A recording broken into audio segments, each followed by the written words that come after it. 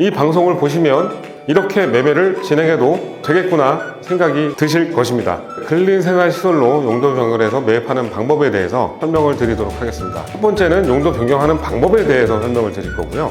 두 번째는 세금적인 측면에 대해서 설명을 드리고자 합니다. 이 방송을 보시면 매도자나 매수인분들이 용도 변경을 해서 어떻게 매매를 진행하는지에 대해서 많이 궁금해 하시고 헷갈려 하시고 과연 이렇게 매매를 진행해도 될지 제가 상담을 해보니까 매도자나 매수자분들이 많은 걱정을 하셨는데요. 이 방송을 보시면 이렇게 매매를 진행해도 되겠구나 생각이 드실 것입니다. 자, 그럼 시작해 보도록 하겠습니다.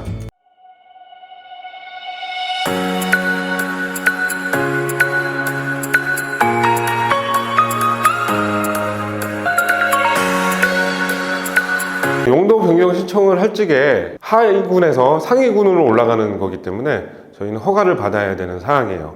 그래서 세 가지 조건을 따져서 이 조건이 충족이 된다 그러면 용도 변경 신청을 할 수 있는 것입니다. 주택을 용도 변경하는 방법은 크게 세 가지 부분만 체크를 하시면 됩니다.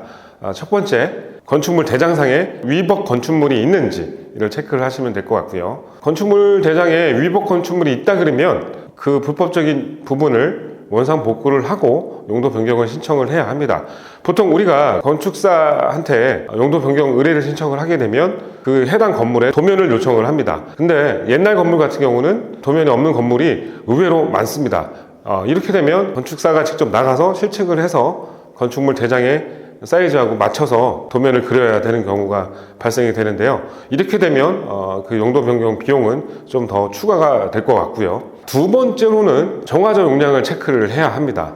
이 정화조 용량은 이 건축물 대장의 아랫부분에 이제 표시가 되어 있는데 또 이것도 옛날 건물 같은 경우는 이런 내용들이 없어요. 그러면 해당 구청 환경과에다가 전화를 해서 현재 정화조 용량이 얼마인지 체크를 해야 하고 내가 근린생활시설로 용도 변경을 할 건데 지금 이 용량보다 얼마큼 더 필요하냐 이렇게 여쭤보면 담당자가 얼마만큼의 증설이 필요하다 말을 해줄 것 같고요. 만약에 정화조 용량이 그나마 크다고 하면 1년에 2번 청소하셔도 됩니다 라고 얘기를 해줄 것 같고요. 제가 요즘 거래를 한 것 중에 사례가 단독주택인데 5인용이었어요. 이분도 용도 변경을 해서 근린생활시설로 매입을 하실 건데 사무실로 용도 변경을 하기로 했습니다. 구청에다 알아보니까 최소한 15인용이 나와야 한다고 하더라고요. 정화조 증설을 할 적에 사무실이냐 아니면 상가에 따라서도 정화조 용량이 많이 차이가 납니다.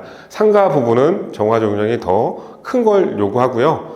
사무실 부분은 그렇진 않고요. 옛날 집들이 왜 이렇게 정화조 용량이 작았냐면 한 세대가 살거나 아니면 기껏해야 두 세대, 다가구 같은 경우에 7, 8세대가 산다 그래도 기존의 상업시설, 사무실이나 상가보다는 이용하는 사람들이 좀 작겠죠. 그래서 그 정화조 용량이 좀 작았던 거고요. 근린생활시설로 용도 변경하기 위해선 정화조 용량이 좀 큰 게 증설이 필요한 경우가 많습니다. 세 번째로는 주차 대수를 체크해야 합니다. 주택에서 근생으로 바뀔 적에 단독이나 다가구 같은 경우는 주차 대수는 좀 넉넉해요.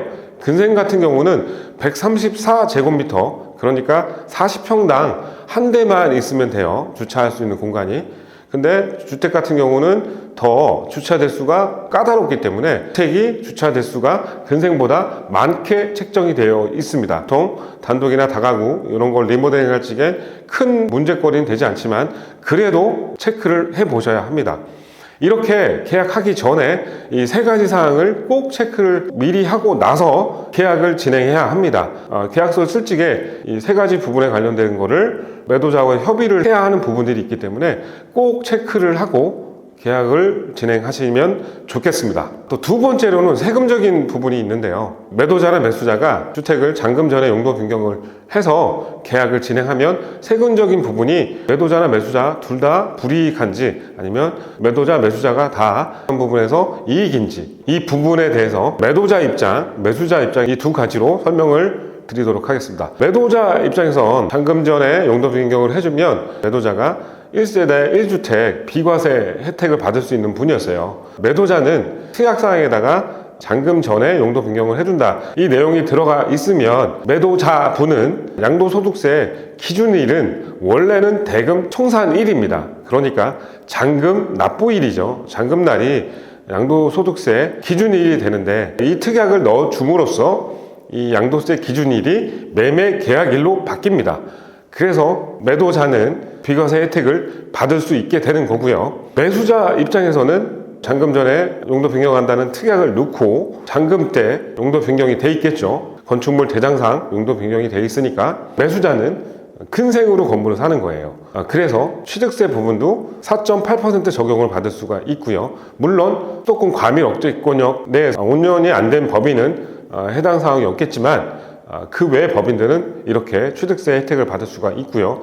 또 근생 건물은 아직까지 대출 규제가 심하진 않습니다. 그렇기 때문에 대출도 수월하게 좀 잘 받을 수가 있고요. 이래서 매도자는 비과세 혜택을 받을 수 있고 매수자는 취득세뿐만 아니라 대출 부분에서도 유리해질 수 있게 되는 것입니다. 그래서 매도자, 매수자에게 양쪽 다 도움이 됩니다. 또 용도 변경하고 똑같은 혜택을 갖고 있는 게 있어요. 잔금 전에 주택을 멸실해서 사는 건데요. 주택을 멸실하게 되면 이제 나대지가 되는 거죠. 토지가 되는 겁니다.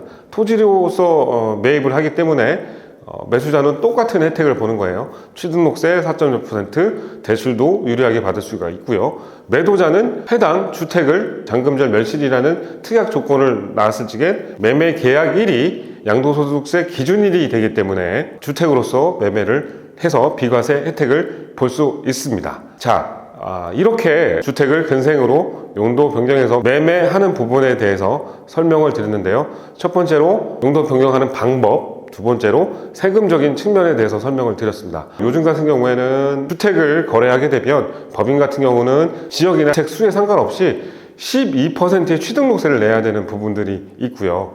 개인도 뭐 2주택자, 3주택자 이러면 취등록세나 세금적인 부분에서 불리한 부분들이 많죠. 이렇기 때문에 주택을 거래할 때 대부분 다 이렇게 용도 변경을 통해서 매매를 진행하게 됩니다. 자, 오늘 제가 설명드렸던 것처럼 앞으로 이제 주택을 용도 변경해서 매매를 하실 적에 이 영상만 보시면 궁금했던 것들이 어느 정도는 해결이 되셨을 것이라 생각이 듭니다.